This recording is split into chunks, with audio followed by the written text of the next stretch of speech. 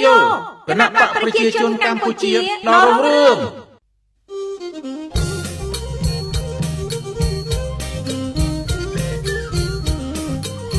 អង្គប្រជាជនជាបាំងមានគុណប្រជាជនពិត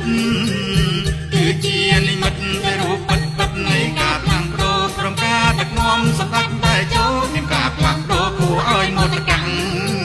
ផ្លាំងប្ដូរភ្លាមភ្លែតពីវាលពីឃាតមកមានជីវិត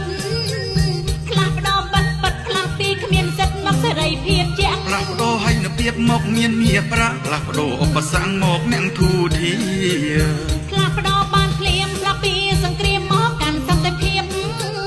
ផ្លាស់ប្ដូររៀងរៀបពីការស្ងាត់ជ្រាបមកភាពតទៀបផ្លាស់ពីតបចាងរបាំងវេទនាមកកាន់កម្ពុជាវឌ្ឍនាខ្ពង់ខ្ពស់ផ្លាស់ប្ដូរចំណូលតិចមកកាន់សេដ្ឋកិច្ចជឿនលឿនមធ្យមពីនេះដល់ឆ្នាំ2030កម្រិតកិត្តិយសផ្លាស់ប្ដូរពីមជ្ឈមយកសង្គមខ្ពស់សេដ្ឋកិច្ចលឿនលំ2050ជាងបាំងប្រជាជនជាបាំងមានគុណប្រជាជនគ្រប់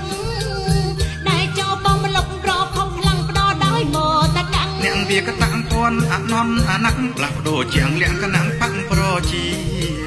ផ្លាំងប្ដូរពីស្ងាត់ភូមិឃុំសង្កាត់មានស្ពានមានផ្លូវ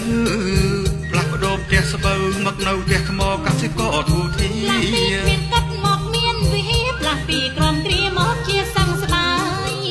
គណៈបាំងប្រជាបដិញ្ញាការពារសន្តិភាពកំពុងមានចាប់នៅវិធានពុំមានយកចូលដល់ជនណាឡើយដែលហ៊ានបំផ្លាញសន្តិភាពមានហើយដើម្បីណាក៏ដោយកុំចាប់ឲ្យបានជ័យយោសម្ដេចដៃជួហ៊ុនសែនដែលជាតាំងចេញយុទ្ធសាស្ត្រនិមិត្តរូបផ្លាស់ប្ដូរដល់មូលដ្ឋានដល់ឆ្នាំអាណត្តិថ្មីជោគជ័យ